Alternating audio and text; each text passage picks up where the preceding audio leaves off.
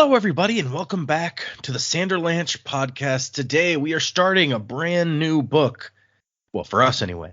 We are reading Warbreaker by Brandon Sanderson, in case you haven't figured out what the whole theme of the podcast is by now. So this week, we read... Yeah, that's what the show is, right? We're not good. throwing in a random, like, R.A. Salvatore or anything like that. It's kind of in the name.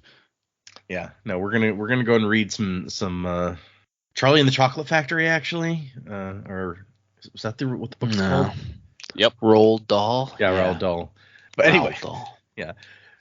Today we read the prologue and chapters 1, 2, and 3 of Warbreaker, wherein we meet Vasher as he gets thrown into prison and does some magic. We meet Ciri and Vivenna and their dad, and there's not much magic happening there. And then we meet Lightsong, and what the hell's up with that guy? So a lot of introductions here, and I told you guys previously that I think it was Jamie was like, hopefully the names aren't as hard here, and I was like, I don't think so. And most of the names are relatively easy, but I'd forgotten the penchant in Helendrin for double consonants, so we're going to deal with that here in a minute. Anyway, I'm Data, and with me today is Jack, Jamie, and Joe. So hang on to something, everybody. The Sanderlanche is about to begin.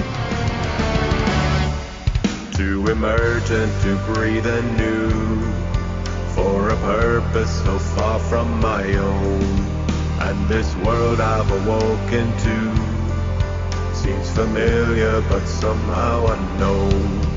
And the branches of gold on the skyline reach out to the sweep of the stars. The beginnings and endings of lifetimes, a guidance of light from afar. Down, down, down. So the song that we used this time was called Fallen Leaves by Miracle of Sound, and it is the Elden Ring song that he did. So I really, hopefully you guys will appreciate as soon as he released that one, I was like, oh, I'm using this one for Warbreaker. Fits perfectly in my head. So hopefully, audience, you can give me your thoughts. Do you agree? Do you disagree? What do you guys think? Apparently it's the 20th song we've used. Yeah, look at that.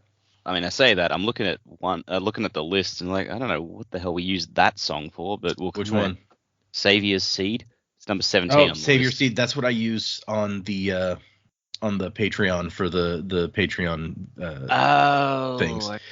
I used it originally for the Bastille versus the Evil Librarians book because that was the first one of those that I did for our Patreon. And I thought that song was appropriate for that book.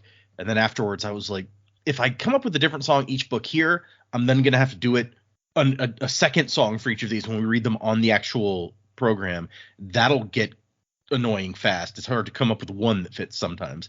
So I was just like, you know what? I started with this one. I'll just use this one for all of them. That's just the Patreon song now. Yep, exactly. Yep, cool. Yep. Everyone enjoyed that song.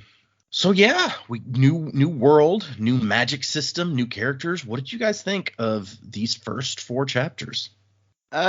These were fun. You know, exciting to get into a new book, like a new full-on novel on a new planet. First time since Elantris. Prologue was interesting, but man, they were throwing around the magic system phrasing without context. Mm-hmm. I was like, woof, all right, there's a lot to take in. Interesting stuff. We see him animating like a little doll and then his cloak and stuff. And his sword can apparently talk. So that made me think, oh, Brandon is getting his D&D stuff into this book, apparently. The evil talking sword.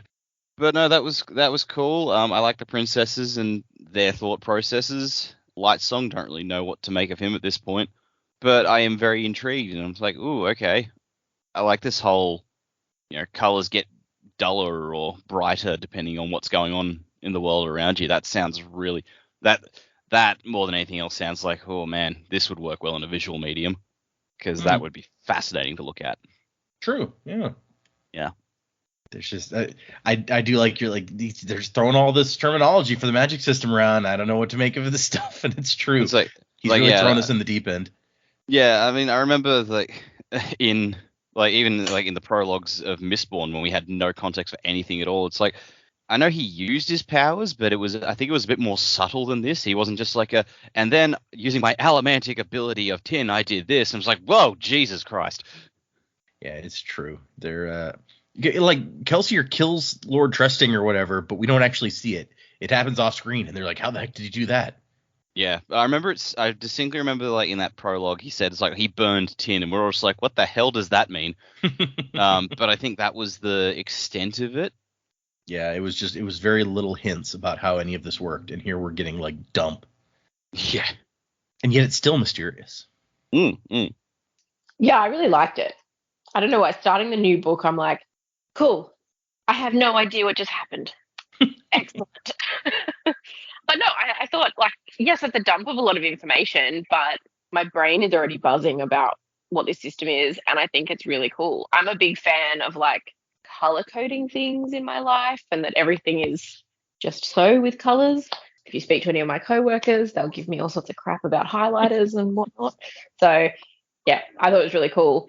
And I'm really keen to like learn more about how the colors work with certain sounds and like the perfect pitch and all that sort of stuff. And when they were talking about the dots coming together with the colors to make the script that's for the gods or whatever they called it, really good at explaining it.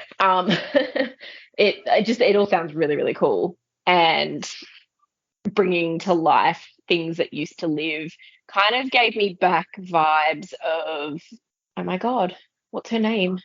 Shy. Okay, yeah. How when she could stamp something, it sort of had to be believable. It's like to give something life, it has to already live. But I thought it's really cool. And I think there's going to be some really interesting things that you'd be able to do with that.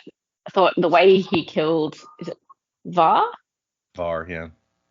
Yeah, that was really interesting. Kind of want to know what he did, but yeah, I'm really excited. I think this is like obviously still not knowing what to expect, but knowing more about Sanderson, I'm really excited to read the next set of chapters. Like I would think more so than I was starting Mistborn. Like Mistborn, I had no idea what to expect. This was even kind of like my first real trip down fantasy writing, but I'm super keen to know what happens next. That's a good position to be in. Yeah. And of course this is standalone, so right. Yeah.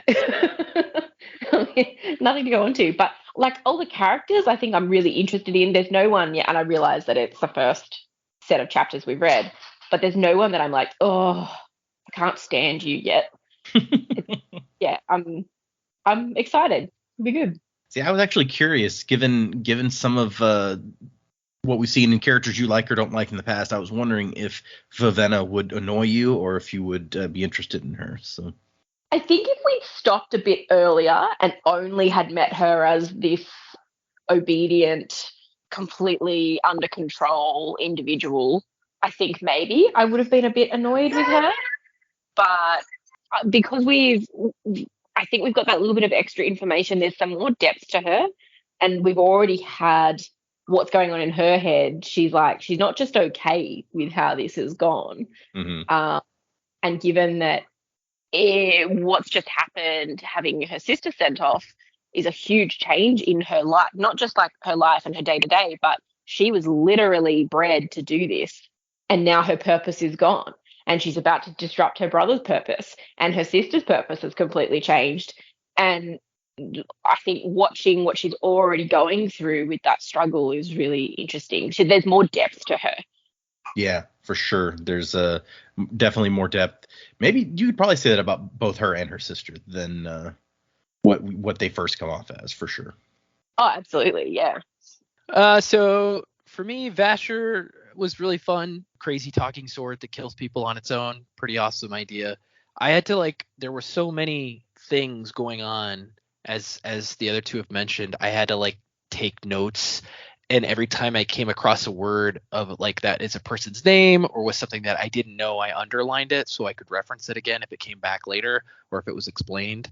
So I feel like I'm actually as much information as we got, as much tasty knowledge nuggets as we got, I feel like I am actually feeling pretty confident, or at least as completely understanding of what's going on as I can be, because I made all these notes. So I'm going to continue to do that, especially since this is a standalone book.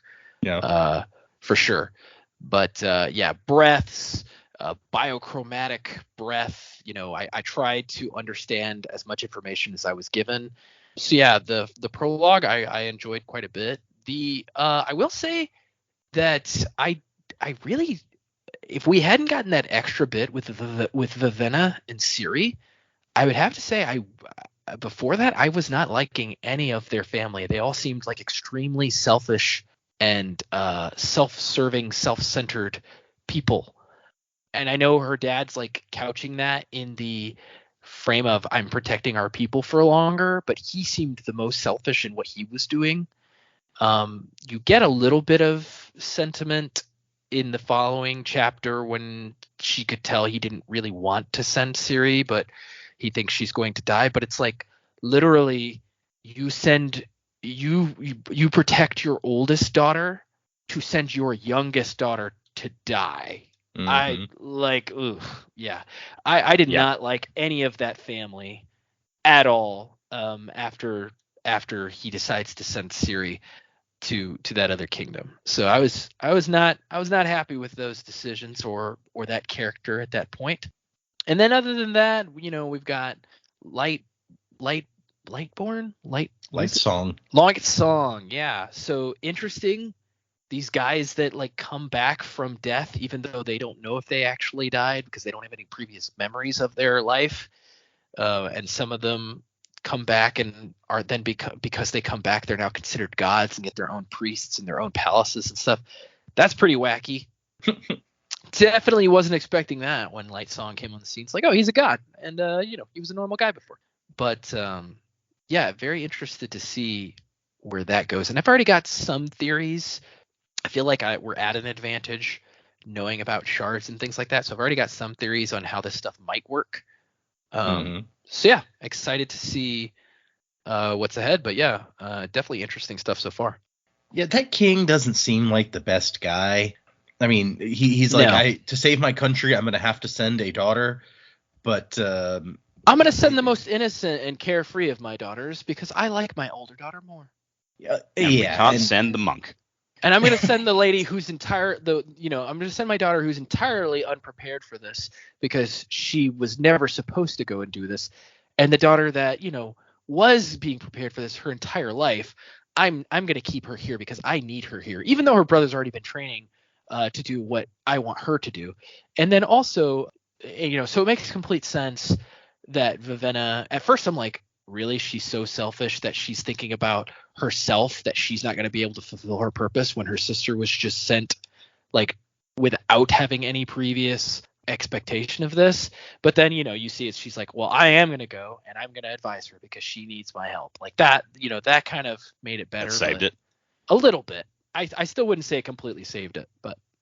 No, I get that. The whole family's not horrible. You got the monk sister. She's nice.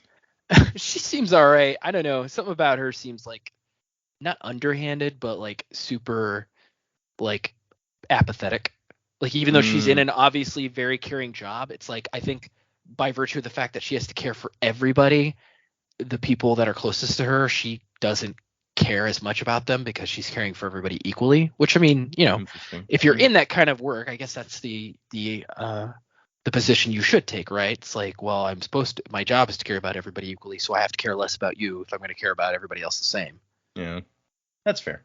And I was going to touch on and we'll get to talk about them more when we get to Lightsong's chapter, but in this book, we're going to go back to having some annotations that I can reference.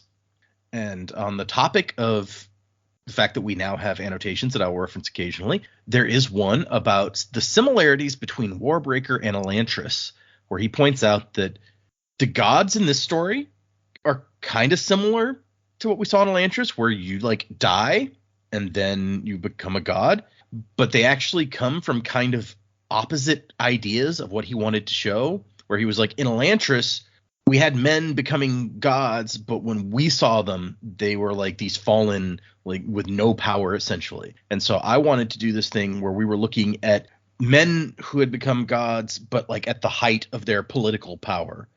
And there's also a pretty significant difference in how powerful Elantrians actually are with how powerful these gods actually are. It's a very different sort of power. So yeah, he's like, you guys will probably see the similarities, but hopefully you can appreciate the kind of opposite nature of them.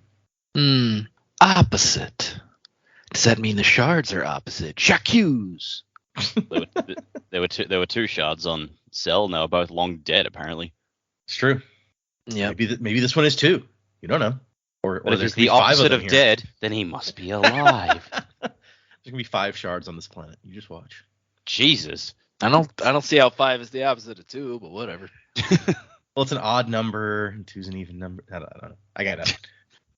Okay, let's move into these chapters, I guess. So in the prologue, we start out with Vasher being like, it's weird how many things begin with me getting thrown into prison.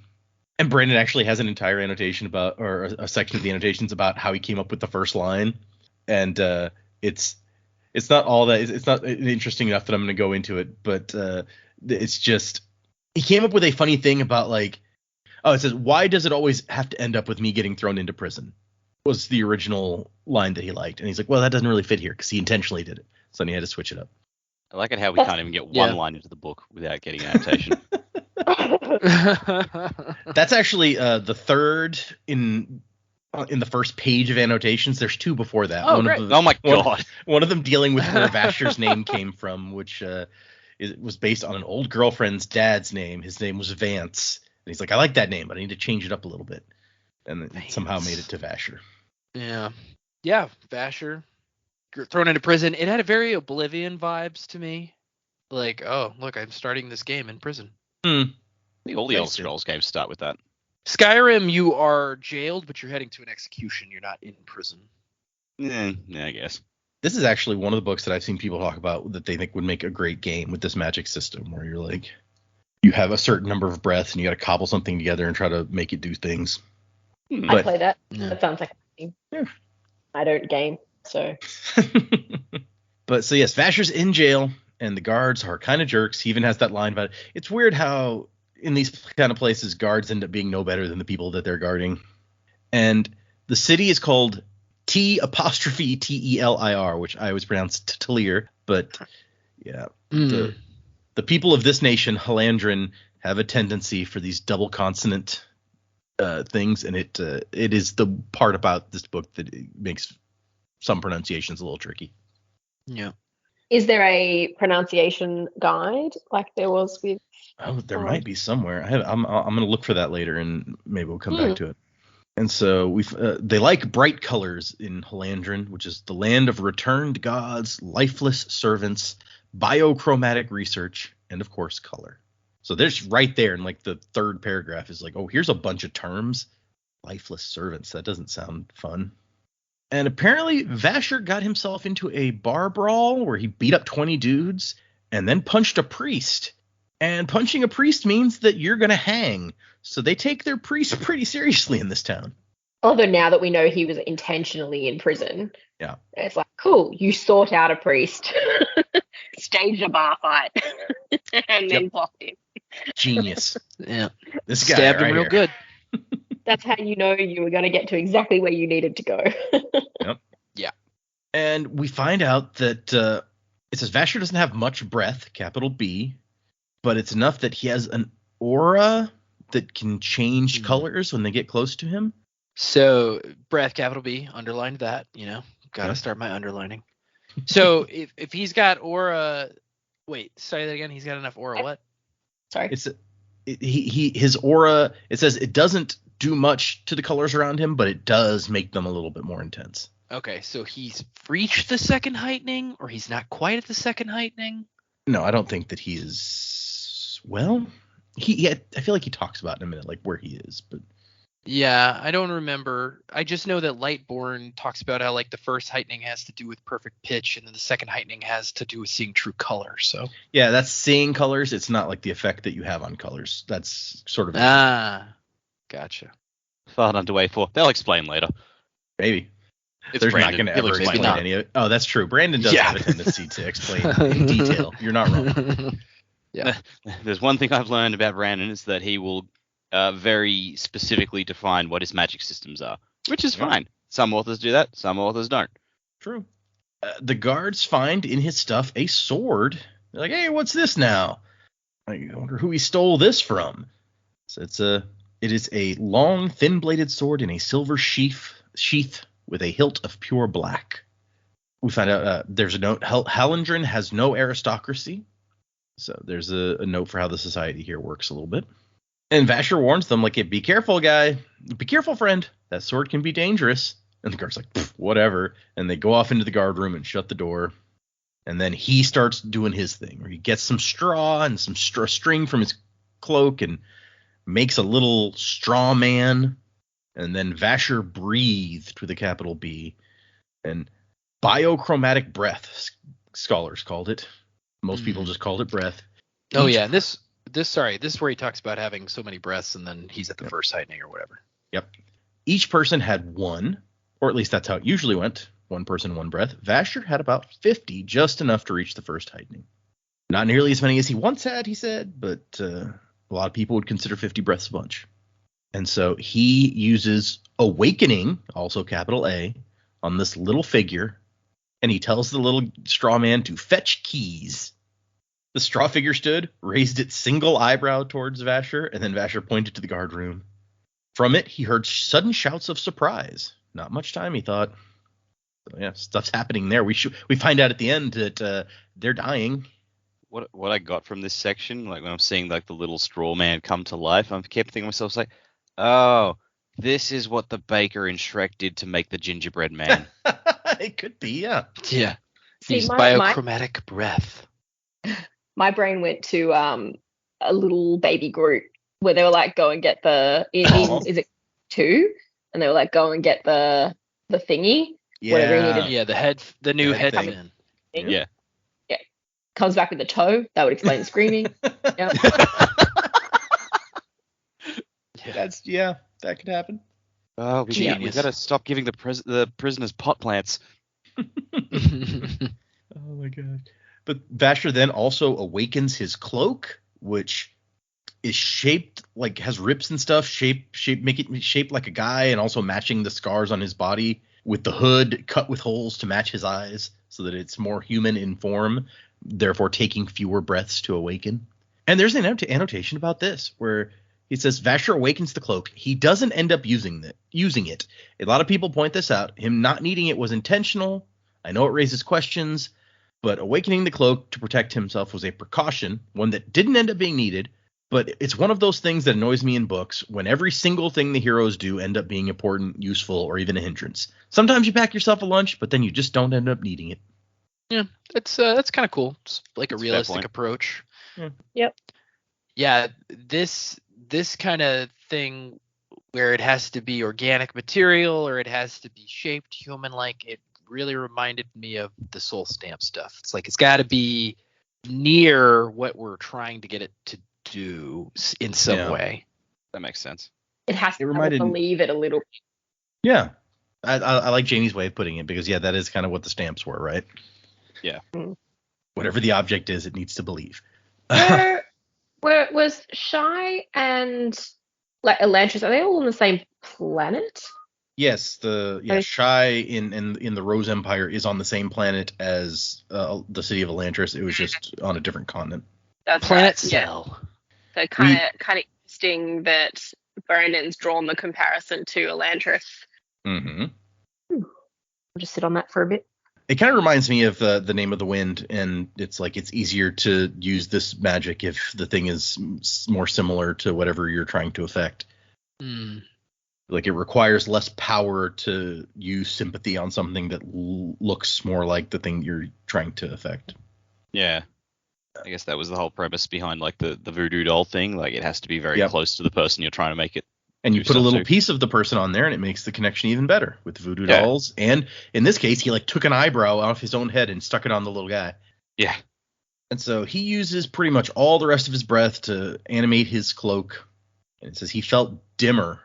Losing one's breath were not fatal. In fact, the extra breaths that he had used to belong to other people. Vasher did not know who they were. He hadn't gathered the breaths himself. But you do change, though. Colors don't seem as bright. You can't feel the people moving in the city or above you. A connection he normally took for granted. Sorry, So just to clarify, I don't know whether we had the clarification or not, but you mentioned before, like, everyone's born with a breath. that's what he says. Is everyone born with only one breath, or are some people born with more? He says that how it normally works is one person, one breath. I guess we don't know for sure that it couldn't be different for somebody. Yeah, I just feel like if Yeah. someone's got hundreds of breaths, that's a lot of breaths. Well, and then we find out later the return gods, which, I mean, I guess I don't know if they're considered people at this point, but they have like a bunch of heightening, so potentially I guess they have more breaths, but sounds like they can't use them in the same way as awakeners. So Yes, it's interesting. It can be helpful, I will say, if you remember the universe that we're in, and that even the different forms of magic power that we've seen it boils down to like the same energy in a way, the investiture. investiture, yes. And so if you think about breaths as just another form of investiture, it can help to. Yeah, and that's kind of the puzzle pieces I was putting together. It's like, well, every power that we've seen on every planet we've been on is a form of investiture. So this is like the most easily passed investiture, though, I think we've ever seen. It's like literally you can just give it away. Yeah. So he says that he had 50 breaths, and that like magnified his sense of people around him by 50 times. So that like awareness you have when somebody enters the same room as you, he has it like 50 times more acutely about where people are around him. So that's interesting. And then the little straw guy comes back with some keys, and his little straw feet are covered in blood. And he's like, hey, thank you. And then he says, your breath to mine. And he gets that breath back that he'd used to animate the little straw man, and the straw guy falls over. Yeah. And this is where I wrote some notes. So first, I think we may have passed it already. He uses the term fitting, which, I mean, I'm sure you can't tell me, but I was like, what does that mean in this context? Fitting. And then, yeah, he recovers his breath from the straw person. So, like, these are the questions that are coming up to me. So you let's say you invest. I'm just going to use the word invest because I assume that's what we're talking about, because he's using the breath. Let's say you invest this straw man with some power. Does the power decay? Does the straw man run out of energy? Like when he got the breaths back, did he get all 25 or whatever he put into it back? Did any of it decay? Like, that's, could you invest breaths into something and then it's destroyed or never comes back, or it just runs out and you can't recover breaths from it? Like, these are the things that, like, I'm like, wait, what? How does this work? That's an interesting question. And it's like, yeah, if that's the case, if it didn't decay, why do you need to give 25? Right. Like, they must count or something. Yeah, it can't be arbitrary, but I don't know. It's weird. Yeah, he doesn't mention getting back less than he gave, but also the little guy was only using them for like a minute, so maybe even if it does decay, that wasn't long enough to cause it to decay, or maybe he just didn't mention that it was only 24 that he got back. Who knows? Oh, and then, yeah, after that, he says, the familiar sense of awareness returned, the knowledge of connectedness, of fitting. Yeah. Yeah, fitting. The connectedness, I mean, I kind of get, even if it's with a big C. The fitting, I was like, what does that mean? He does say he used his breath like a reserve, doling it out and then recovering it. Compared to what he once had, 25 breaths was a laughably small number. So it does seem like he still has 25 that he gave it, the way that he describes it there.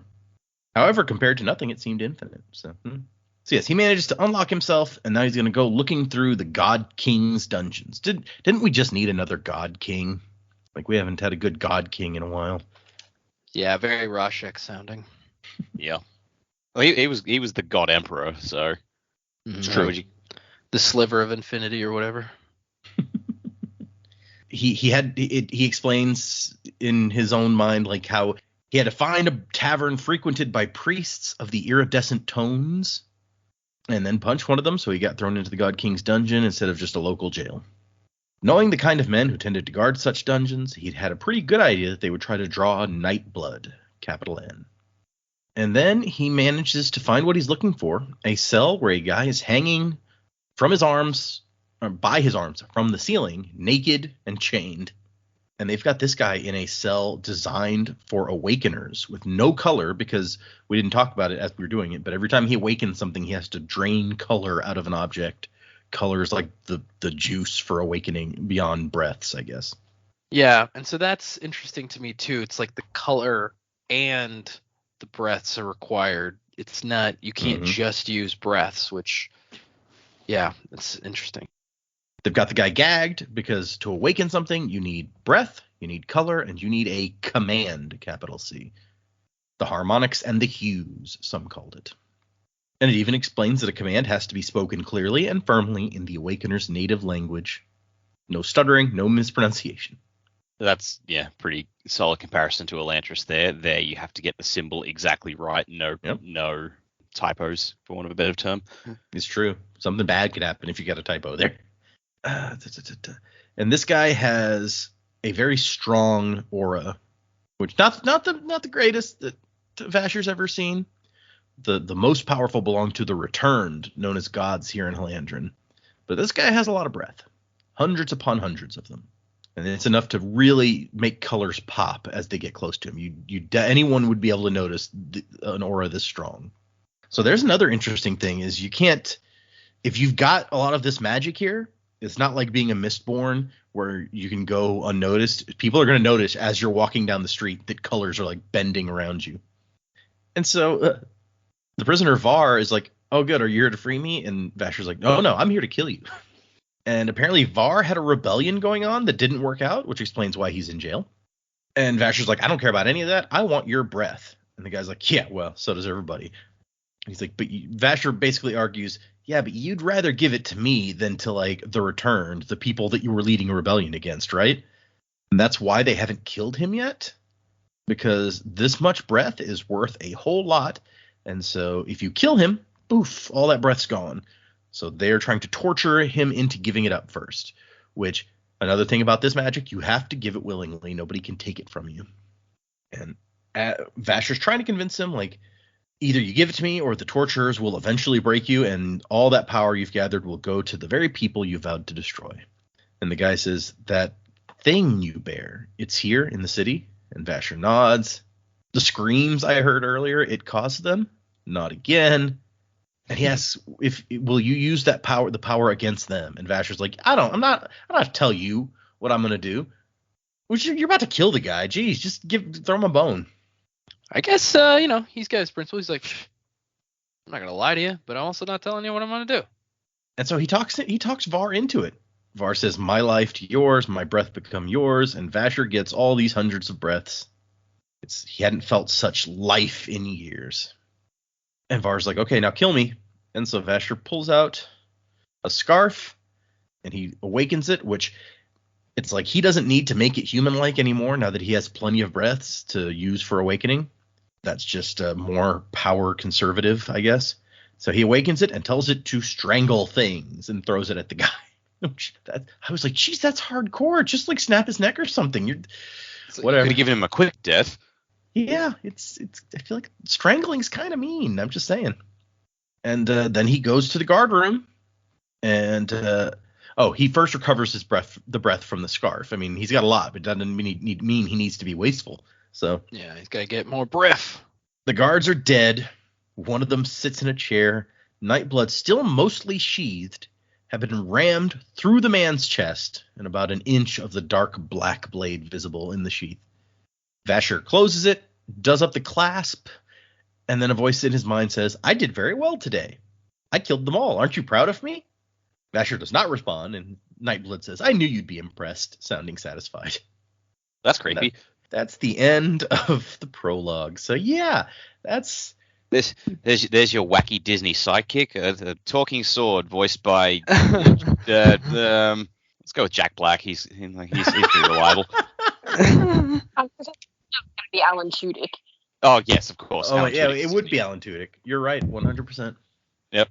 Good old Alan Tudyk. Yep. For some reason, my first thought was like Vincent Price, and I'm not even sure that's right. Price? That was my first thought. Yeah.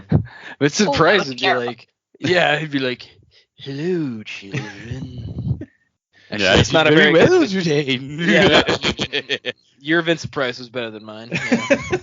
I haven't heard him enough to do a reliable impression, so. Yeah, the only thing I can think of is Bill Hader on SNL. He's like, oh! I've seen The Great Mouse Detective, but it's been a couple of years. Great Mouse Detective is good. Yeah. He was on at least one episode of The Simpsons, wasn't he?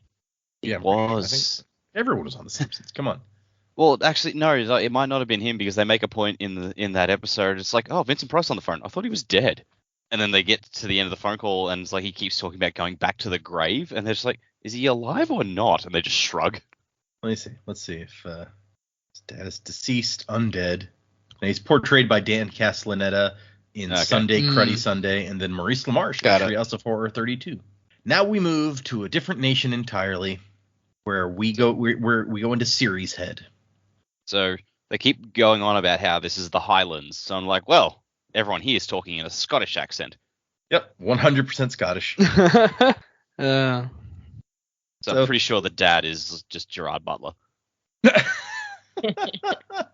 Gerard Butler. I imagine someone like I don't even remember the description of him, but in my mind he's kind of like a short, pudgy king. But maybe Gerard Butler. Why not?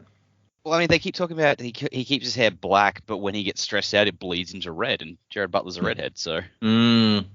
Yeah. It sounds like their hair just changes with whatever emotion they're feeling deeply, as shown they can't by control Ciri. it. Well, yeah, sure. Yeah. Which and that's a sign of the royal bloodline, which is interesting to me, because just what we found out in the prologue is like, the aura of color denotes like strong abilities. So it's like, or do these people have innate awakening power, but because of their religion they can't use it? Like, are they actually awakeners and they don't know it? It's an interesting thing because it's not described like having a bunch of breaths is, where it makes colors more intense around you. It's like their hair changes colors with their emotions. It seems almost like a completely unrelated magic. Yeah, but I mean, if it's even magical, Well, hair color changing with emotion, I feel like that's pretty magical. Hey, mood rings aren't magical. Yeah, but they also are not really that reliable. Yeah, fair. So Ciri is thinking about how great it is to not be important. She gets to go out and ride all day on her horse, and she's not the firstborn like Vivenna. She's not the secondborn like her brother, even the thirdborn like Fafin. This isn't foreshadowing. And there's one interesting thing from the annotations I want to pull out in relation to this family, and that is that Brandon says the girl's mother passed away over a decade ago, by the way, in a riding accident. Ciri does not remember, but Vivenna does, and that is one of the sources of tension between them. Ciri loves to just go out riding all the time, and Vivenna and her father, it just reminds them of their dead loved one. People need therapy. Yeah, well, most people in Brandon need therapy. Let's be fair. Yep. Fair point. Yeah. Well, and again, like with that annotation information, like you're really gonna send your youngest daughter who does something, a pastime that your wife, I guess, probably liked as well. Presumably. So you're just gonna send her off to die. That's a dick. And so she's out here riding. She's gonna find some colorful flowers. Why not? And the thing is, in this society, in Idris is the name of the nation, they don't like color. Maybe as a reaction against Halandrin, where, we saw the bright colors, that they're all about that stuff. In Idris, they are very subdued. They got like the grays and just like Scotland. To me, I'm drawing a parallel to what we just read, actually, the graphic novel, because it's like you got these people from Halandrin, which, granted, they don't worship the same person because Halandrin has their god king or whatever. Mm-hmm. But you have these people that think that displaying color and things like that is not okay because their god is the god of color. And you've got, just like in the sand people, it's like you had the one religion that uses sand mastery and the other religion who believes that like the sand lord is absolutely 100% against manipulating sand. Yep. So it's another parallel to one of his works, I feel like. That's a good point. I hadn't thought about that. But yeah, the Idrians worship Auster, the god of color, but Auster says that you're not supposed to show off.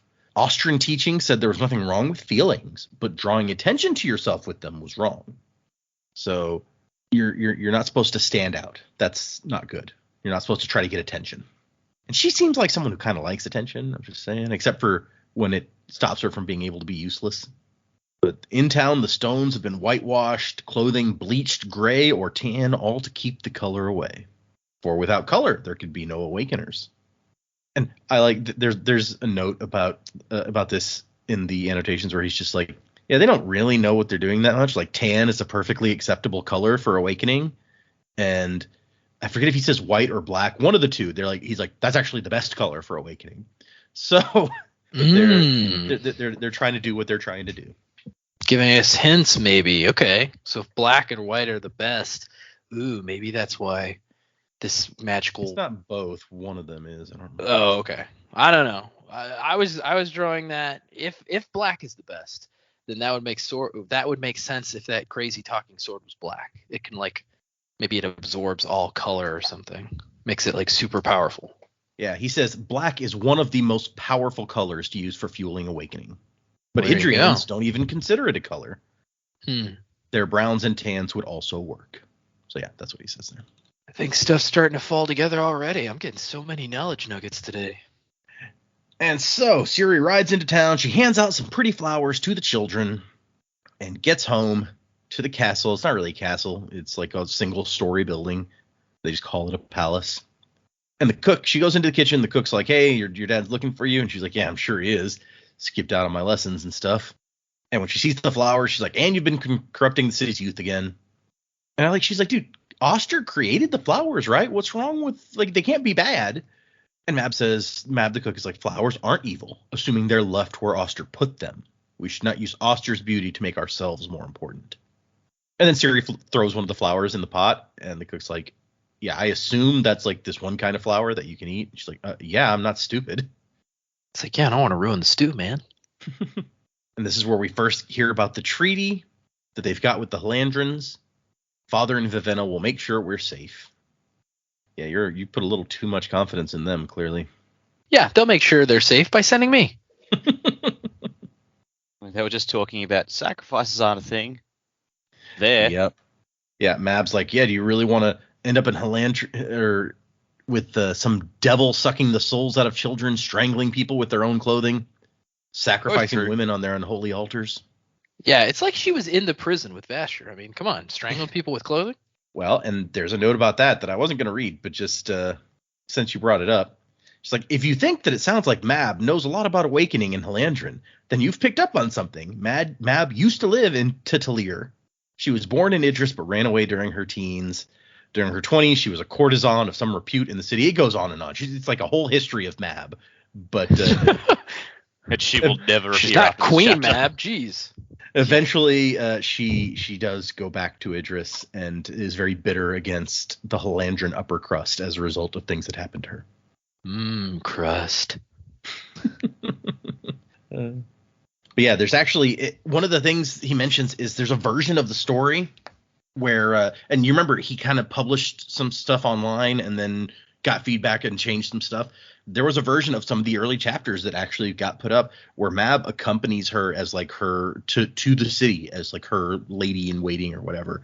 But after a chapter or two with Mab in there, he took her out and was like, it's better if Ciri's kind of on her own. But Dak is not right that strangling people with their own clothing, check, seen that. In a little bit, we're going to see somebody, she says some devil sucking the souls out of children, which sounds kind of similar to something that we see. You mean I'm not Yeah. Did I say you're not right? Sorry. Yeah, you did say he's Dak's not just, right. he's just not right. I'm sorry. wrong, man. It's fucking volcanoes all over again, bro. The most blunt way of breaking it to you as well. By the way, not right, man. Yeah. Yeah. Remember how Dak said this exact thing earlier that was true? He's not right. That guy doesn't know. I was just, it's like he's never even read the book before. Jeez.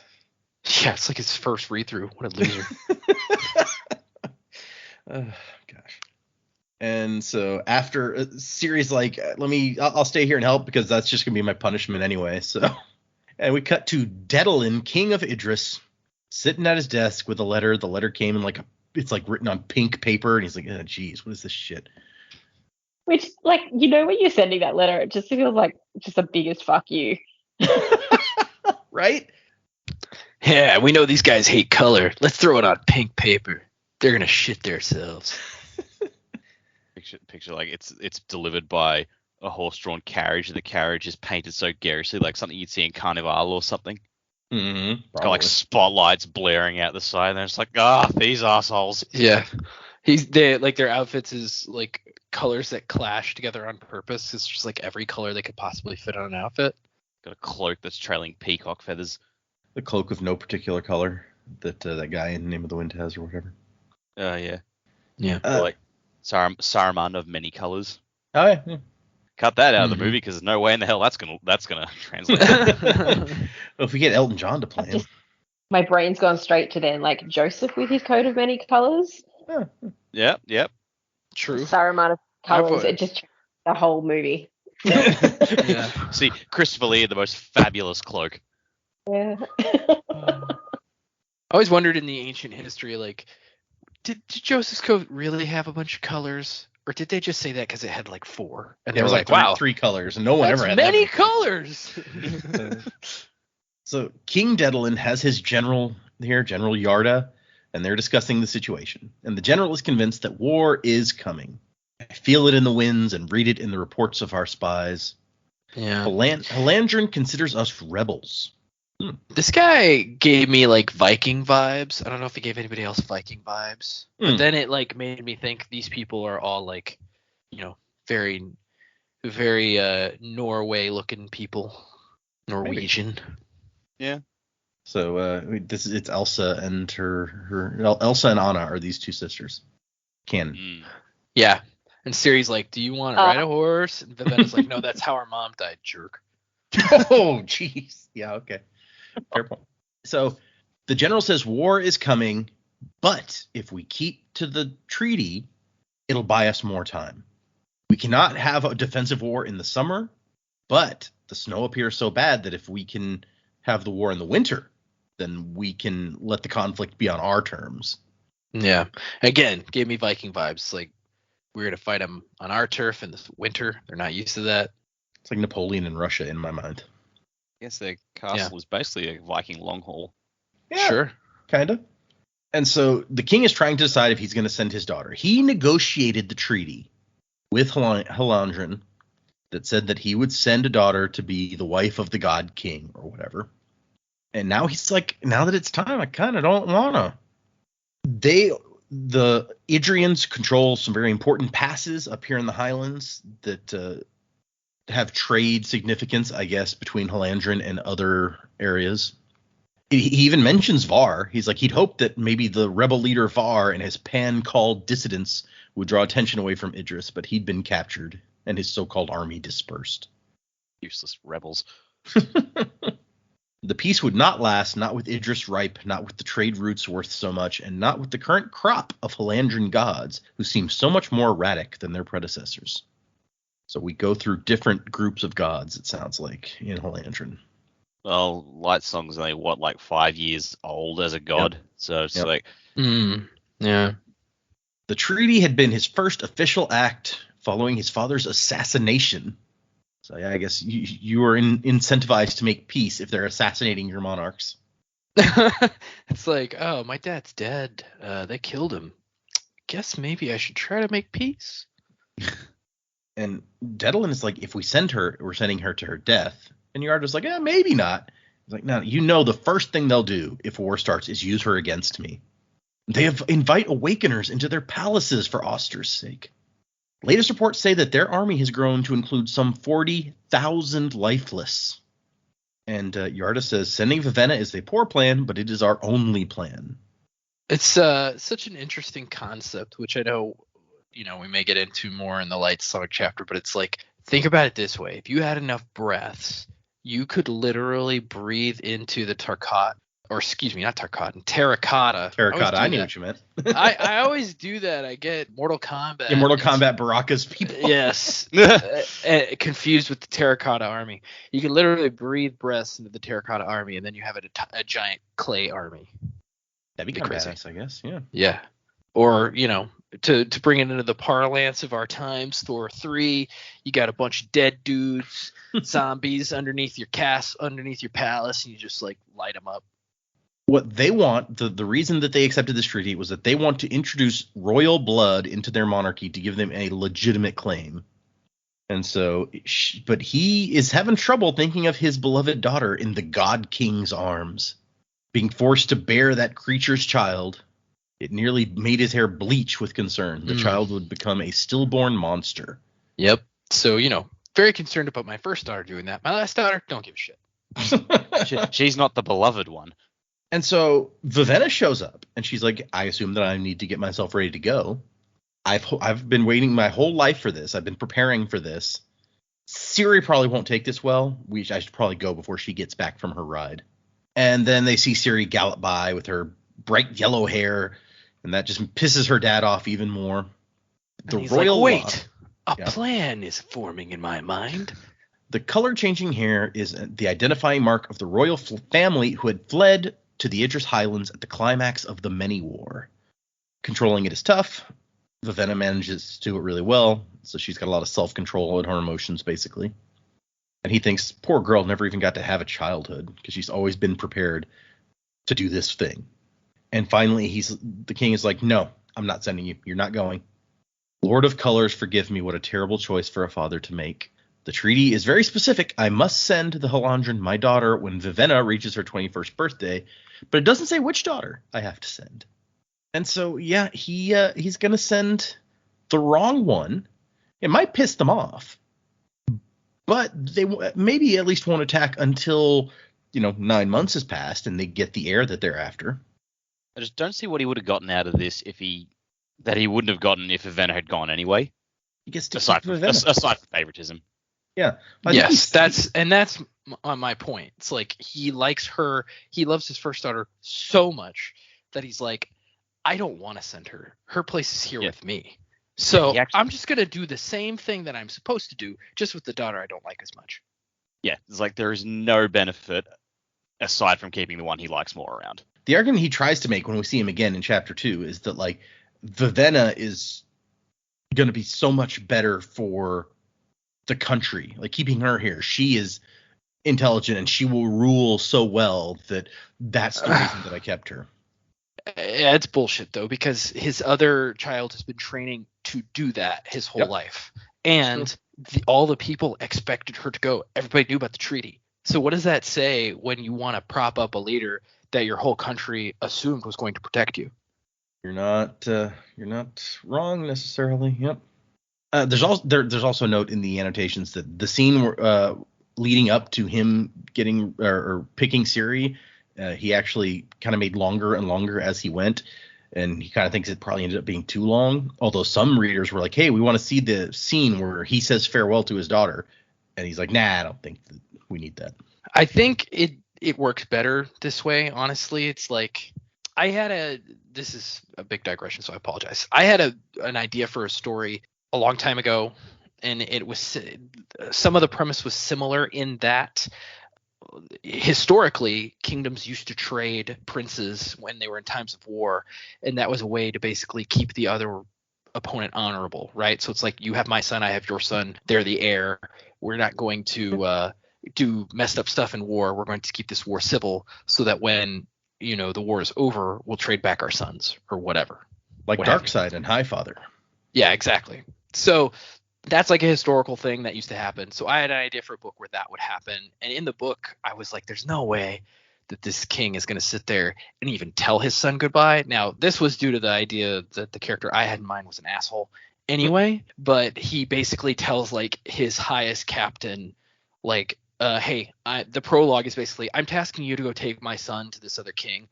And the captain's like, you don't want to, and he's like, you're to leave immediately. And the captain's like, you don't want to say goodbye to him? And he's like, no, go. I've given you an order. Go and do it.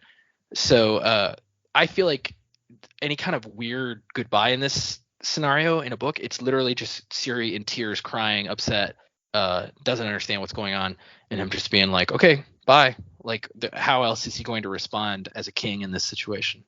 With some compassion? I don't know. This guy doesn't seem to have it. Well, and we do cut straight to Ciri being like, I don't understand what's going on. Why is this happening? So yeah, what are you gonna have, like her being like, Daddy, why? And he's like, yeah, I don't know what to tell you. Yeah, bye. She gets a grand procession, an honor guard of 20 soldiers, and the kingdom's nicest carriage to carry her south. And she's just like, I have to be his wife. I have to get married. She's just like feeling sick in this carriage going south. Wouldn't you? Yeah, probably. And then we cut to Vivenna, who's like, I think you should reconsider this, father. Like, I've been being prepared for this my whole life. Ciri is not. And her father's like, what? She'll be fine. All she has to do is have a baby. I'm sure that she can figure that part out. And Vivenna's like, so the 22 years of me preparing for this is that I was just a womb the whole time. And he says, it's best for our people. If war comes, Idris will need you here. If war comes, what of Ciri? And he's like, well, maybe it won't come. Yeah. And this is where he goes, I didn't send Ciri over you based on personal preference, no matter what people may think. I did what will be best for Idris when this war comes. You definitely did personal. And Brandon even has in the annotations. It's like, I mean, he did it because he loves Vivenna more. Like, he thinks maybe that he's being truthful when he says this, but he's just deluding himself. Yeah, he doesn't want to think of himself as a bad guy, even though he absolutely is. Yeah, he totally is. Just because you're a bad guy doesn't mean you're a bad guy. No, in this case, it definitely means you're a bad guy. And Vivenna's like, I was going to stop the war. Like, as his wife, I was going to persuade the God King not to war against us. And her dad's like, stop the war? Pfft, dude, you have no idea. I mean, maybe I've even sent her to safety because, you know, if the war destroys us, then she'll be alive at least. Yeah, right. Maybe we shouldn't be worried about Ciri. Maybe we should be worried about us. I do feel for Vivenna here because she's just being now told that, well, yeah, you weren't going to be able to do anything. Like, so you spent your whole life thinking you're going to do one thing that you could have had an opportunity to go and actually do and try, but now you're being told that everything you were bred to do is not actually what you were bred to do. Gosh, there's a lot going on there, a lot to unpack for her. Well, yeah, and even without that, just being like, you've prepared your whole life for this, but you're not going to do that anymore. Like, how do you handle that? And then you're right. On top of that, being like, and that thing you prepared for, you were never actually going to do that anyway. Like, your entire life has been a lie. What the hell? Okay. So yeah, Vivenna's mad. She's like, this was my job. They gave it to Ciri. Now I'm redundant. I'm useless. I'm unimportant. Which is funny because we started out with Ciri being like, man, being useless and unimportant is awesome. And now Vivenna's like, now I'm the one who's useless and unimportant, and this sucks. Yeah. And then we cut to Ciri, who's hanging out the window talking to one of the soldiers who's marching along. He's like, what was he even thinking? Like, the king's not sending me to marry the God King? And then, of course, in a little bit, she feels kind of guilty about that. Like, it's not this guy's fault. Why am I like... And then she thinks maybe Dad sent me because he got tired of my tantrums and wanted to get rid of me. Which, that's a little far-fetched, but there's easier ways to deal with me than sending me to a foreign court. But can you imagine from that soldier's perspective? He's like, oh, damn. She's talking to me about this. Yeah, I mean, she's not wrong. It is really awful. I don't know what to say. Guess I'll just keep riding. Miss, I'm not allowed to see my family again because I have to take you. Yeah, and she's just like, you know what? I'm going to send these soldiers home when I get there. That's what I'm going to do. I'm a nice person. Like, that's a nice gesture. Also very unwise because, like, just leaves you without any protection at all. That's true, but I don't know what 20 soldiers are going to do against a whole city and 40,000 troops or whatever. Look, yeah, if I've got might be a 40,000 troops coming at me, I'd rather have 20 people guarding me than none. You're not wrong. I guess. I don't know. If there's literally 40,000, it would be as if there were none. You might as well have one in that instance. It'd be like, you'd have the one to be like, hey, they're coming, run. And then that would be sufficient. They could lock the doors behind me. True. There you go. You guys are in charge of locking doors. I'm running. Well, you know, like, this is a princess. Presumably she doesn't know how to sail a small boat, but, like, these guards might know how to sail a boat. Drive a tank. We don't know what the technology level is of all of these countries. Well, they're using swords. That's true, yeah. I mean, Vasher's using a sword that talks and kills people on its own, so Yeah, but they said, like, they made a point of saying, like, oh, who'd you steal this from? Only lords have swords. So it sounds like true, not even, like, common people have swords. So that's a fair point. The God King rolls out with his talking catapult. It's like, all right, get him, Mickey. And he's like, yes, sir. And he fires a flaming shot and be like, I got him. Nailed it. We go back to Vivenna, who's with her other sister, Fafin, who and they're picking berries because Fafin is a monk, and the monks of Idris serve the people. And sorry, I was just gonna say it's not anybody's fault, but Fafin just sounds like I'm faffing about. I knew glad that. you said it because I was thinking it the whole time. Yep. Yeah, it's not Brandon's fault. He may or may not have known the slang when he wrote this. I mean, sounds like she's probably not going to be a big part of the story anyway. So. Oh, that's what you think. Faffin's going to be the new. She's the gonna save new. the day. She's going to be. Yeah, she's going to become a returned or something. It's like I'm a monk of Darkhor now. Nah. Yeah, there you go. Super martial arts monk. Sell. Yeah, and also Lone monster monk. Sacrifice people for magic monk. She's there's a thing in the annotations where he talks about how you don't see a whole lot about the Idrian monks, but he likes this concept of monks whose duties aren't very religious. They don't just sit in a monastery all day. They go out and they help the kingdom's poor. In Idris, if a man breaks his leg and can't work in the field, a monk comes and takes his place on the job, and the wages go to the family to support the people. Sometimes, if a father dies and can't support his family, a monk is assigned permanently to take his place at work and provide for the family. They go where they're needed. They can't possess anything of their own, and they give all they have to the people. Yeah, it's a cool idea. Also, they pick berries so often, many of them's fingers are permanently stained. Every noble or rich family was traditionally obligated to provide one person to the monasteries. It was against the 5 visions to be selfish, even with one's own blood. And yeah, Fafin's just like, you should be happy. You don't have to marry the horrible, gross god king. I mean, you act like you want to go down and marry that lifeless monster. And Vivenna's like, he's not lifeless. Susabron is returned. There's a big difference. Or Susabron, I don't know how you say that. And she's like, yeah, but he's a false god. Besides, everyone knows what a terrible creature he is. And Vivenna's like, yeah, but it was my job to go and marry the terrible creature. And she's like, no, it's fine. You'll inherit now instead of Ridger, their brother. And she's like, well, that's I'm stealing from him too. Ruining everybody by Ciri going instead of me. And Fafin's like, I don't know why anyone had to go. And Vivenna's like, the treaty, it protects our people. And Fafin the monk is like, Oster protects our people. So Ciri is headed down to the Halandran court of the gods, where she will be forced to bear the next god king, which was supposed to be Vivenna's job. What's my job now? And she's like, you know what? I don't have much of a purpose here, but there's someone who needs me. Someone who left a week ago, teary-eyed and frightened, looking to her big sister with desperation. I'm not needed here, whatever Dad says. I'm useless here, but there's some place that I can be of use. And that's the end of that chapter. Strong foreshadowing of what she may be planning. And in chapter 3, we meet Lightsong. The first line, Lightsong didn't remember dying. His priest assured him, however, that his death had been extremely inspiring, noble. One did not return, capital R, unless one died in a way that exemplified the great virtues of human existence. That's why the iridescent tones sent the returned back. They acted as examples and gods to the people who still lived. The name iridescent tones is really interesting to me. It's iridescent, so really colorful, but tones are sounds. I don't know what to do with that, honestly. Yeah. I mean, all of these, because he talks a little bit about it later, all these heightenings seem to have something to do with senses, and not just the sense of sight, because it's the first one's talking about perfect pitch. Yep. So I wonder if each heightening enhances a sense in general, not just sight, sound, maybe smells enhanced, taste, touch, subconscious stuff. Maybe it's enhanced. Maybe that's why they ask him about the dreams. I don't know. Lightsong had died displaying extreme bravery, or at least that's what people told him. What the priests told him. So he wakes up and the servants start coming in. He is one of the younger deities, returned only 5 years before.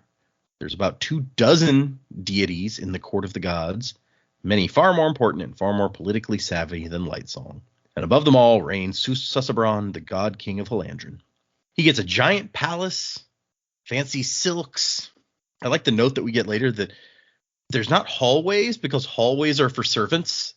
So you just walk from one room to the other. That's so random to me that it's hallways. No, hallways are for poor people. We just go room to room. And he has an extremely powerful biochromatic aura. So as they approach, the colors just really become more resplendent, it says. He had enough breath to fill thousands of people, but he cannot use it to animate objects or corpses. He's not a god, or he was a god, not an awakener. He couldn't even loan his deific breath away, well, except for once, and that would kill him. So, He's also taller than everybody and has a very muscular physique, which he's like, that's not even fair because I don't spend any time working out. And here, his high priest is one of these double consonants, Larimar, is I guess how you would say that. And he's like, how did you sleep, your grace? And I slept fantastically, Scoot. The night full of nightmares and obscure dreams as always.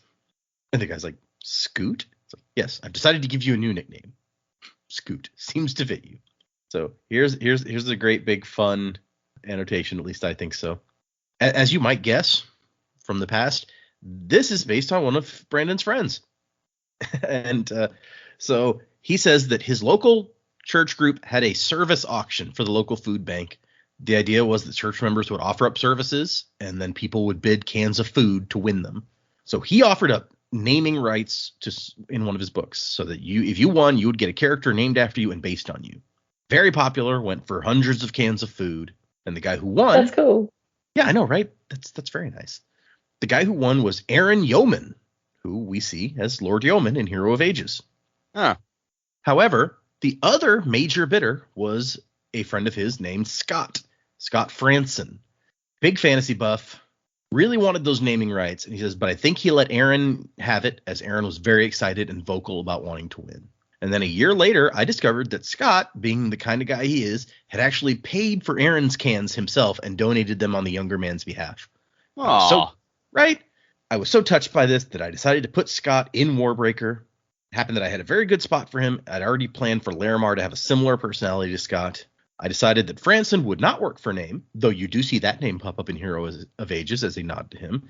Instead, I used Scott's nickname, Scoot, which I thought worked particularly well since it was only one letter off his name, and his brother claims that they always used to call him that. So there you are, Scott. Thanks for being awesome, he writes. When I read it, I was just thought, this is uncomfortably close to Spook. Interesting point, yeah. Much more wholesome than Spook after you hear that bit, though. Yeah. And he's like, Larimar's like, I'm honored, your grace. And Lightson's like, dang it, I was trying to bother him with his nickname. But and so once the god wakes up, he has to tell them what he remembers of his dreams, and then they try to interpret them, I guess, prophetically. And he talks about a dream he had. He doesn't want to talk about his dreams at first, but eventually he's like, I'm walking along the beach and a ship was leaving without me. I don't know where it was going.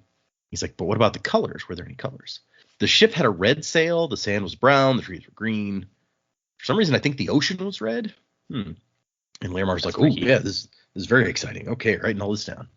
And he's like, I don't want to do this, but why should I begrudge people my dreams, even if I think the divination thing is kind of dumb? I don't really have room to complain. I get treated like a god, and all they ask is for me to do a few things. Enough luxury for 10 kings.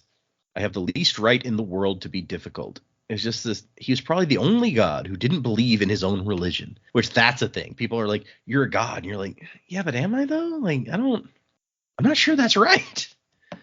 Really just want to take up calligraphy. Yeah. This is going back a little bit, but I wrote this down in my notes and I forgot to ask. So it says that he could use his powers. What does it say?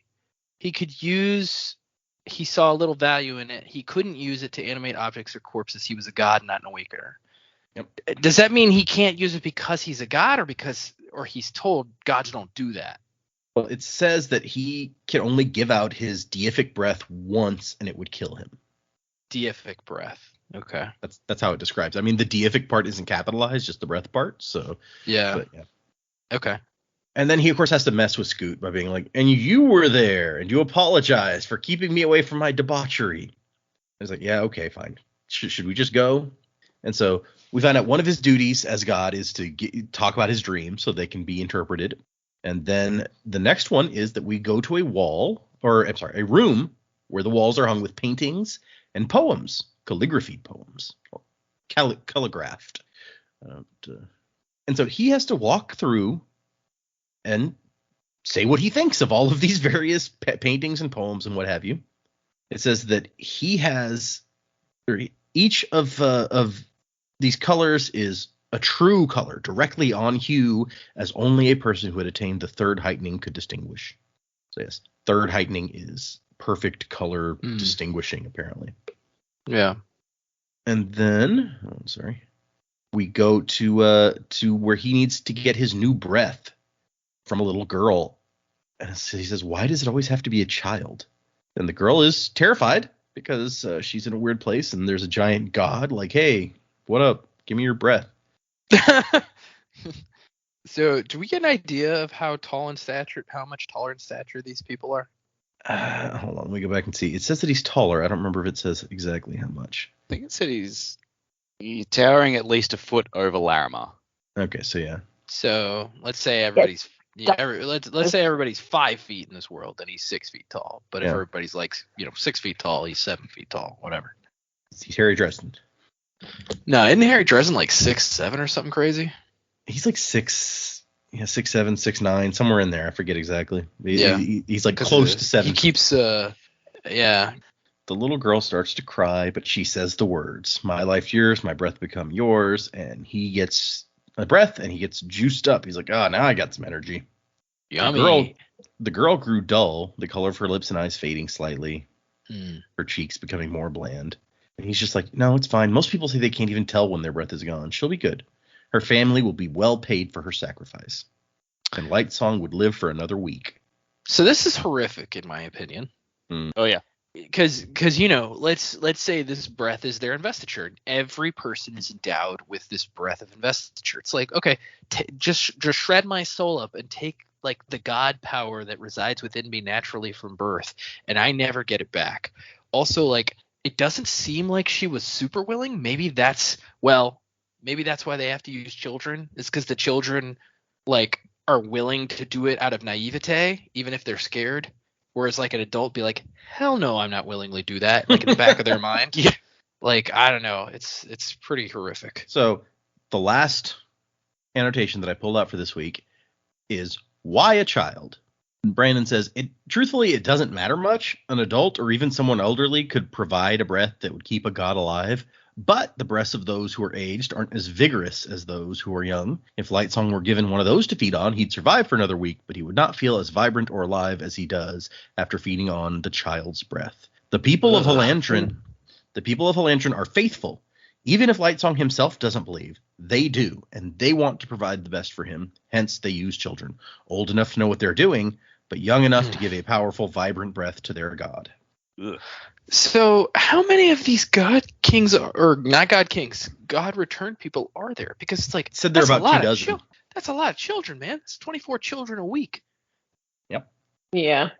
But without an extra breath each week, he would die. It says many returned outside of Halantron only live 8 days. This is weird to me because like again, they're in Halantron. There's 24 of these people.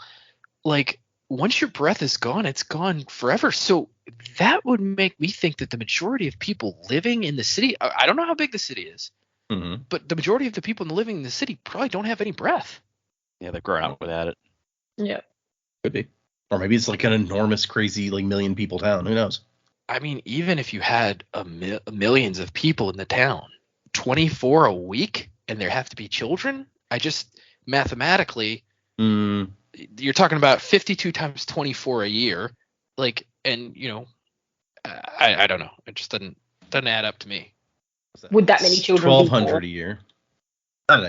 You could probably try to math it and figure out how many people you would need to maintain 1,200 a year new children to handle your breath. Well, I guess let's think about it this way. I'm just gonna multiply 1,200 by 5, so. Just since Lightsong has been returned, 6,000 children have been fed on, assuming the same number of returned have been around since he became returned. Yeah. And Lightsong is trying to convince himself, like, it's nothing to her, nothing, it'll be fine. And he says they pay them pretty well, so presumably the money is worth something to them. I guess. I mean, pay them pretty well could also mean, we tell the returned that, but really we just put them in jail. Yeah, it could be, yeah. Or send them to like a slum. I mean, if they need it. Sorry, you go, Jamie. I was gonna say there's a big feel that no one's being told the whole story here from anybody. if you're not telling the gods what's up, and he doesn't seem to have a lot of information, then yeah, you got to wonder who does have a lot of information here. Mm. And so yes, it's time to go look at those offerings I mentioned, the room with all the paintings and stuff. And Lightsong's like, I mean, this is like, they ask so little of me, I will try to legitimately do my best here. And so he tries. He not only does like goes through and looks at them, he tries to be as honest as possible because that's what they ask of him. So he sees a painting of a jungle and he's like, yeah, this one's all right. Not my favorite. Makes me think of outside. I wish I could visit. And Larimar's like, there's not a lot of wine in the forest, right? I could make some ferment something. This is such an interesting economical system because you'd think that these gods would benefit in some way from the artwork, but it says they destroy it afterwards. Yep. They don't sell it or anything. So you have all these people stimulating the economy outside of, this returned church or whatever you want to call it by paying artists to do these things. But the church is not specifically, if it is a church, I don't know that it's a church, I'm just using that word. They're not specifically benefiting from the paintings in any way. They're just giving out boons for basically no return. So it's an interesting system. I wonder if there's more like underneath this that we're not seeing. Like maybe there's like a crazy black market for god paintings. Maybe some of them don't really get burned. Yeah, that return paintings that we don't know about. But So yeah. What happens is he gives his reaction, the priests write down what he say, and then the priests interpret that into an answer to whatever like question the person had asked when they submitted this as a thing, which seems like a very roundabout way of it, but whatever. And he does mention that, or think about the fact that better art tends to get a better reaction. So people will pay a professional artist to do this stuff rather than create their own thing to answer their question. He's like, this whole thing is kind of messed up, but if it hadn't been for this system, I would have died 5 years ago or died again. So I guess I should be thankful. Although he is suspicious. He's like, maybe nobody talks about how I died because I really died of like a stomach cramp and they just don't want anyone to know. Apparently, Halandrin is not a great place for colorblind people. And he's like, yeah, people won't admit to even having that usually. And so the poem that he reads, he's like, this one's not very good, probably composed by a peasant and who then paid someone to translate it into artisan script, which Jamie mentioned earlier. It's a script made of dots of different colors, or even like elaborated into colorful graphs that form a picture. So it's like poetic art, but also combined with like artistic stuff or actual like painting type art. It seems really cool. Like I want to see it. Me too, right? That sounds really interesting. So third heightening gives people perfect color sense. Second heightening gives someone perfect pitch. Returned were of the eighth heightening. So since he has no memory of before he returned, he doesn't even know what it was like to live without this ability to recognize exact shades of color and sound. Because I feel like, I don't know if you guys have a different version than me. Mine says returned were of the eighth heightening, but my knowledge of the thing says they were actually of the fifth heightening, so I don't know if you guys have a version that says something different than that. I think mine says fifth. I can't find. No, here, returned were of the fifth heightening. Okay, so yeah, mine is just an older version maybe, but yeah, mine said eighth. And as soon as I read that, I'm like, I don't think that's right. But see, pays off to know something about what's Is that going like on. the free? Are you reading off like the free online one? Maybe that one's still not updated or something. Could be that like they updated the later copies and not that one. Yeah. Let's see. The last painting is the only one that really gets a lot of attention here. An abstract work with just a lot of red, like lots of different shades of red. Some with a little bit of blue, maybe a little bit of black mixed in. And he's like, is that a ship that I'm seeing at the center? Like on the sea maybe? And so it actually gives this one kind of a lot of attention in his mind, but in out loud, he's like, good color, nice patterns. Puts me at peace. Yeah. Does it make attention? I forget. Does the prose here make a parallel to his dream or no? I thought it said that he like flashed into his head the dream. Oh, you're right. You're absolutely right. It says vague impressions from his dream returned to him. Yep. Thank you. And so he's like, okay, that's it, right? So one duty left, petitions. And Larimar's like, oh, no petitions today. Remember, your priests will be otherwise employed. And he's like, wait, what? Doing what? Kneeling reverently in the courtyard, our new queen arrives today. And he's like, wait, today? I really need to pay more attention to politics. It's like, yeah, our Lord the God King will be married.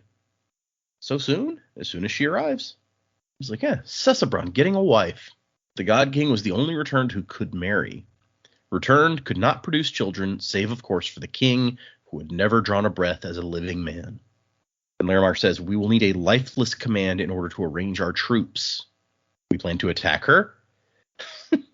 So he gives a command phrase that will let someone else take control of the city's lifeless for a limited amount of time, and then it will run out. And only in non-combat situations. So apparently, I guess there's different command phrases for different levels of command. Yeah. And so this is interesting to me. So the lifeless must not be the same. Commanding lifeless must not be the same as awakening, because he can't awaken, I guess. Right. Because he only, I don't know. I'm forming this theory in my brain. I've been doing it all show. And so I'm getting confused with what we actually have read and what my brain is thinking. Mm-hmm. Which I'll get to in predicaments. But yeah, I'm confused about how this lifeless thing works then.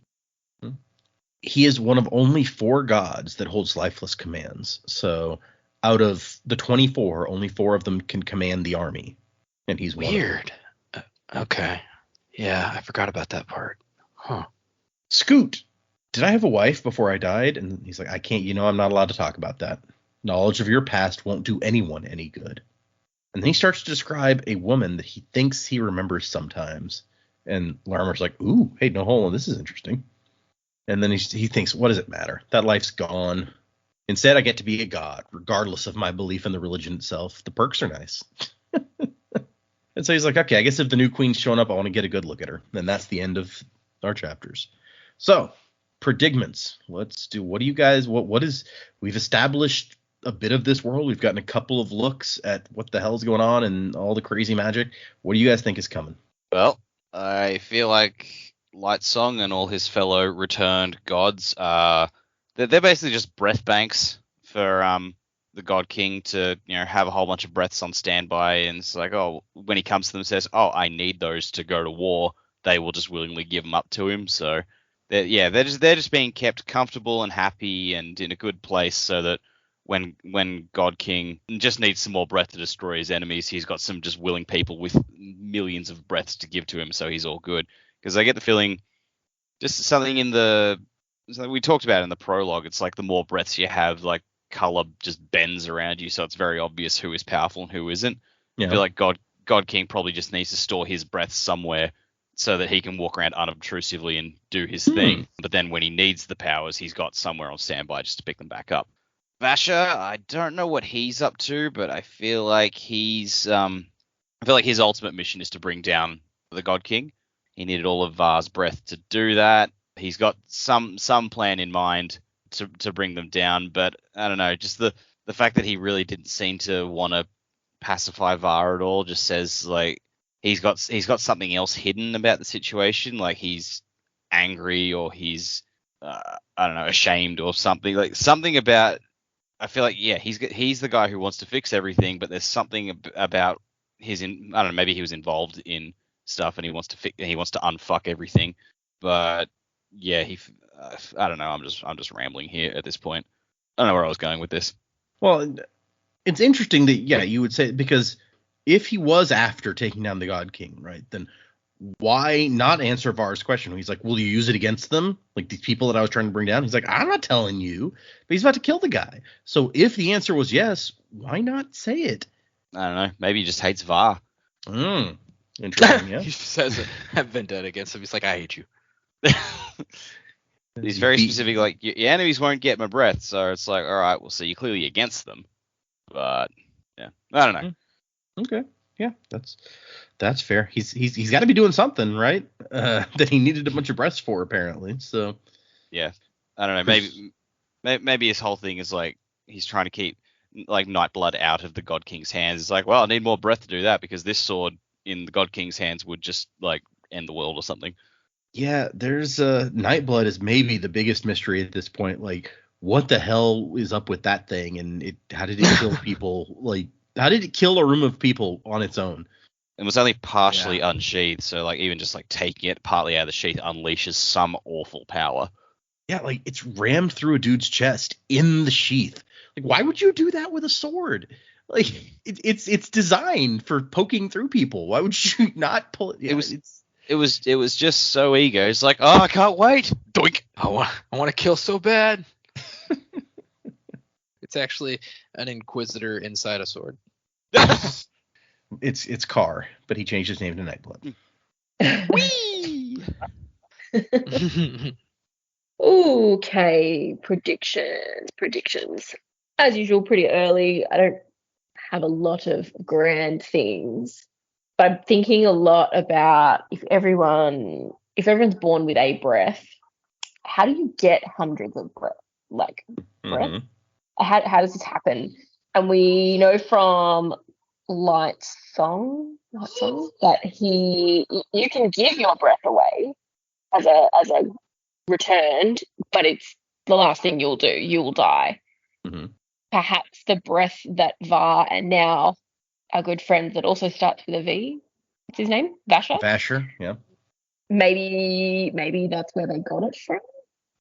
Maybe someone took or a returned gave their breath to somebody who's then like divided it up somehow across people. If you're giving breath, it might explain why they want it back.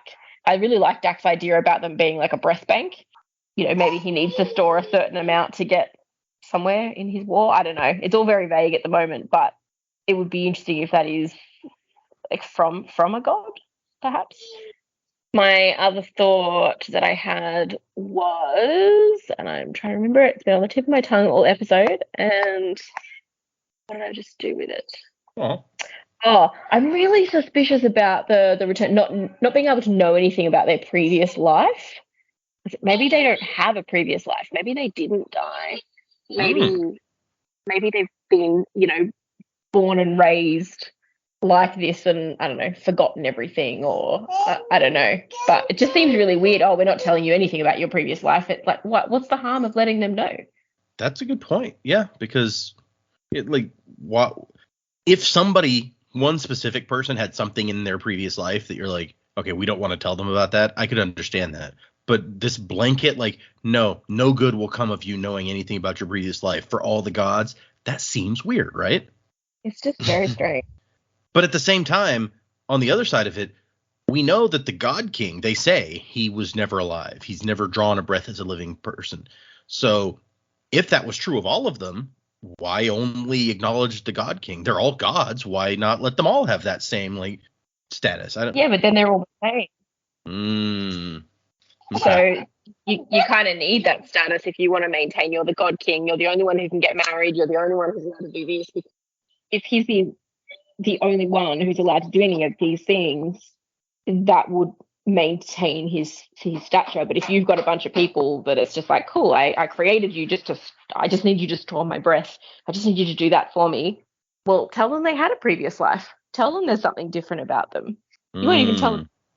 Like, if you need to remain different to everyone else, yeah, lie to them. Why not? Interesting. No, yeah, I see what you're saying. It can be totally wrong, but anyway, it just feels a little suspicious to me. No, yeah, I get what you're saying. There's definitely something weird going on there. 100%. All right. As Samuel L. Jackson said in Jurassic Park, hold on to your butts. I know this is our first venture into Warbreaker. This is the first time I've read through this. I took a ton of notes. I'm swinging for the fences here. I came in thinking there's something going on. And then as we talked and Data clarified some things, and then we listened to some of the annotations, I've got a theory here, and I think it could really hold water. So I want to see what you guys think. So some of the things you guys brought up about like the gods and being breath banks and stuff, I'm not sure because Data said, because I wanted clarification on the awakening thing, like they can't awaken, and like it sounds like, and if I'm wrong or this wasn't what Data clarified, maybe I heard it wrong, that there's two different types of breaths. These gods have deific breaths, I think is what Data said, and so that's not the same as a regular breath, but Maybe, I don't know. I'm pretty sure that's what the word you used, deific breath. No, yeah, that's the word that it said in there, was that, like, it was his deific breath. But I did point out that it's like that might just be a descriptor, because it's not, deific isn't Okay. capitalized or anything. Okay. So he might just be Well- like, yeah, I'm a god. My breath is a god's breath. But yeah, maybe you're Sorry. right. Yeah, maybe I don't know. It sounds like it's different to me. So deific breath, maybe that's the one they can't give away without dying. I don't know. But maybe I'm wrong about that. Maybe it's the same. But there was a couple of things in the annotations, and then the notes I took from the prologue and from this stuff that's kind of put me on a track. And this isn't like a theory that's going to affect all areas of the story, probably, but I think it's pretty good. So let me just start by kind of tracing my path here. So we talk about, first of all, these returned, they have to get a breath every week from a kid. It doesn't have to be a kid. We clarified that, but they have to get a breath every week. So these breaths, what happens to them? Like after they give them, Dax said they become a breath bank, but if that was the case, why would they need another one the next week? And why are they feeling weak? Like the breath does, because if that's the case, then that means like the breath is decaying or something. Something's happening. He says he'll die without another one. So Right, he'll die without another one. Maybe that's a trick that they've told them and it's not true. But I don't know. He says he feels weak, like Yep, he doesn't you're not feel wrong. good. Yeah. And so they need a breath every week to continue to live as they are. Okay. So then we got that. They say they can't awaken. And so we have this dude at the beginning, Vasher, who says several weird things. Well, obviously lots of weird stuff because new magic and stuff like that. He says when they talk about, they don't expect him to have a sword because he doesn't look like a lord. He's like, well, he was right and he's wrong. So he's some kind of lord. Okay. That's the general sense of what I'm getting there. So Vasher's important in some way. Then Vasher keeps talking about how he used to have all these breaths. And I was trying to get clarification, like if you use the awakening power, does the breath decay inside the thing you awaken? Because we see him get breath back from the straw man and he gets them all back, right? Yeah. So now the straw man wasn't empowered for very long, but if there was absolutely no decay of breath from it coming back, what happened to all these breaths? Vasher doesn't seem like the type of guy to give breaths away. As far as how Var got his breaths, my guess is if he's a revolutionary, he's telling people, if you gift me your breath and I will go fight for you and I'll free us from this, tyranny, this terror of the God King. So it'd be pretty easy, I think, as a revolutionary to get people to agree to give you their breath, right? So they willingly give the breath, having heard him say what he's going to do with it. Give it to me, I can do this. Plus, if they have to have some way, awakeners have to have some way to get stockpiles of breaths. So I assume they're coercing people. Maybe it's an even economy thing. It's like, I'll pay you this much for your breath. Just give it to me and I'll pay you for it. Var just was really rich, and so he went around buying them up. Well, it doesn't have to be Var, but other awakeners, right? Other awakeners could be like, I'm going to pay you. Just give me your breath. Yeah, or like they convince them in some other way to give up their breath. Doesn't matter how. But that's how, somebody could get more, right? But yeah, so Vasher had all these breaths, and he's like, I used to have all these breaths, and I didn't have to worry about it. I could do whatever I wanted. So the only thing that's keeping me from saying I believe in this theory like a bunch is that they don't mention Vasher's of any particular stature. Mm-hmm. But if one breath, let's say one breath is used up a week because these returned have to get a breath every week. If you had a bunch of breaths, but you have to use one a week, then eventually you're going to start running out.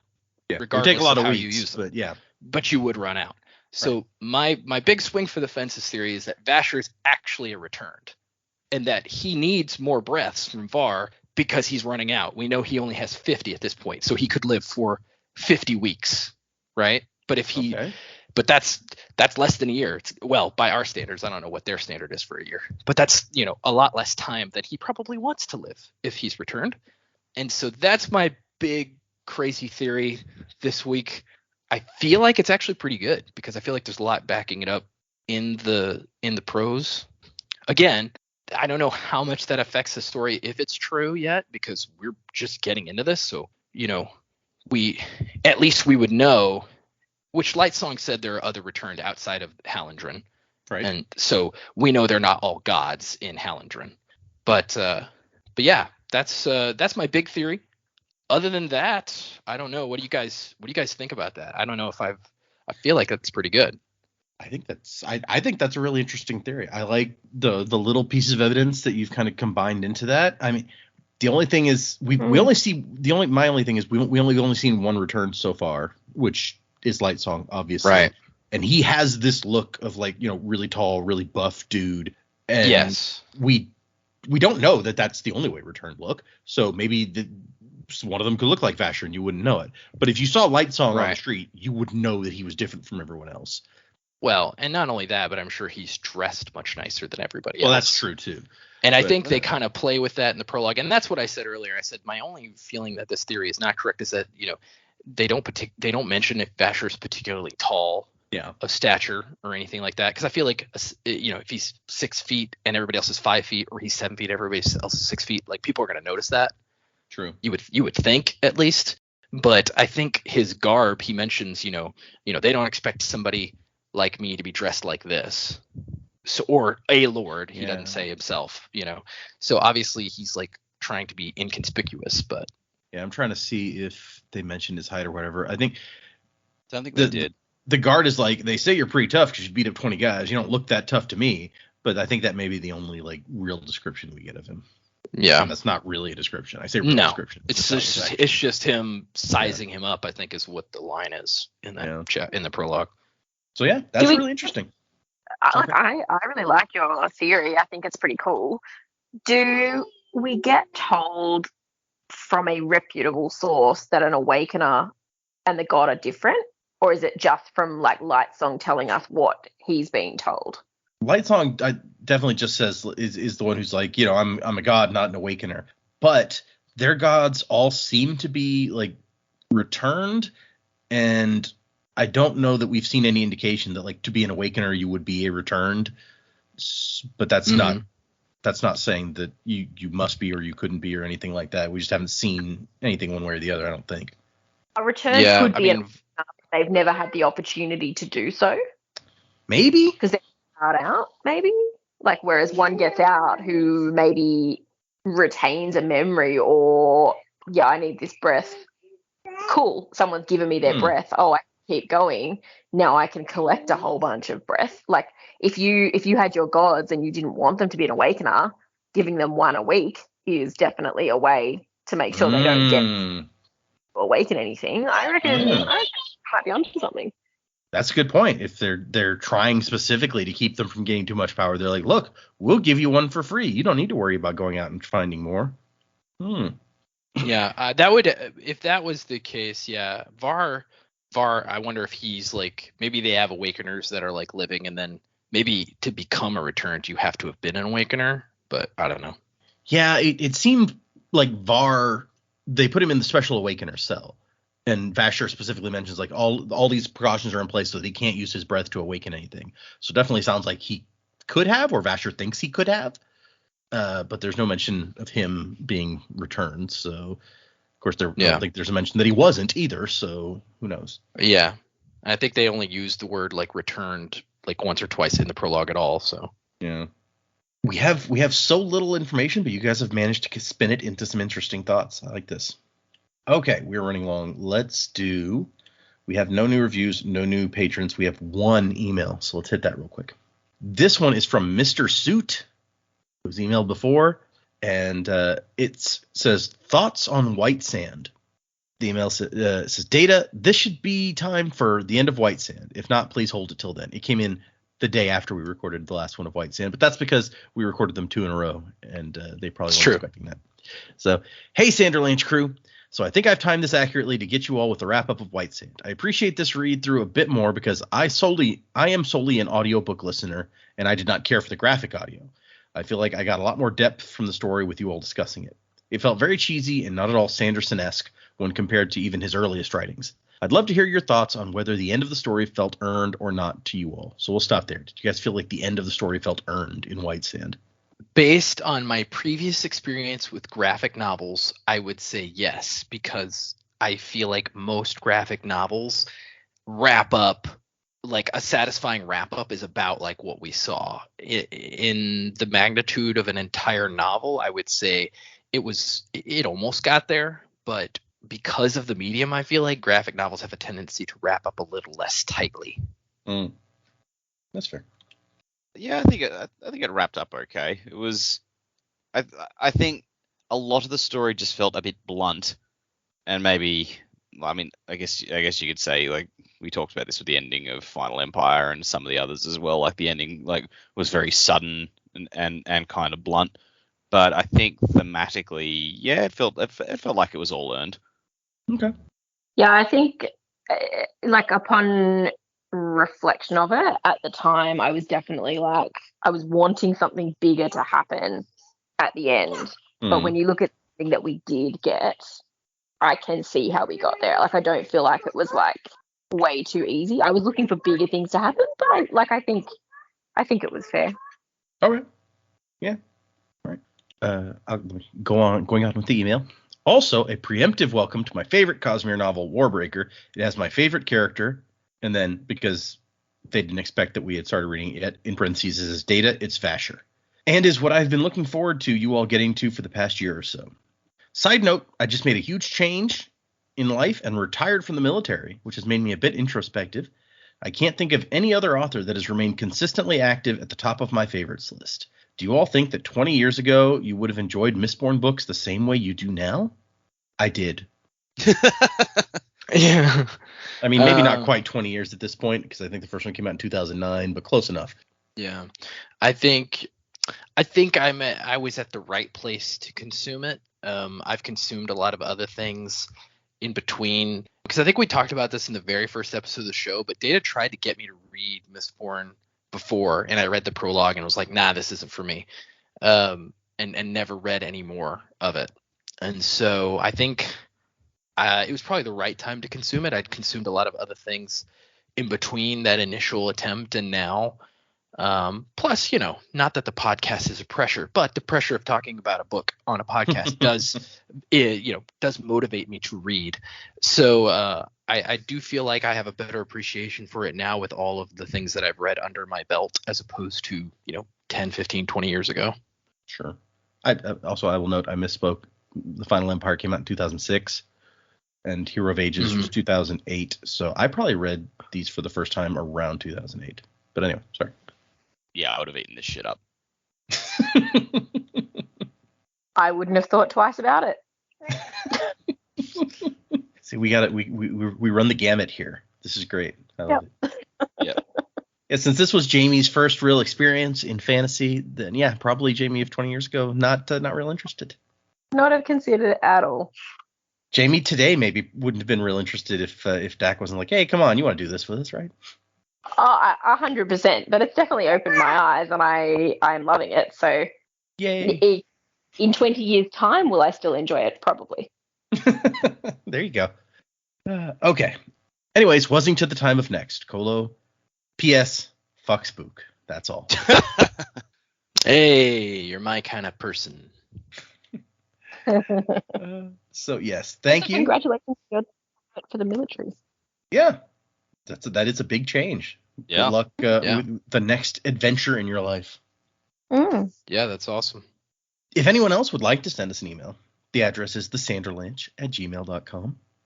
Find us on Instagram and Twitter and Patreon, where I am approaching the end of my read-through of the Frugal Wizard's Handbook to Surviving Medieval England. So check that out. Also, this week, the unboxing of the Mistborn box came out, where I was finally like, I had to put the phone down so many times to open things, and there's like just black screen in the video. I was like, next time I'll get Joe back just over, or we'll do something. Yeah, I know. Me.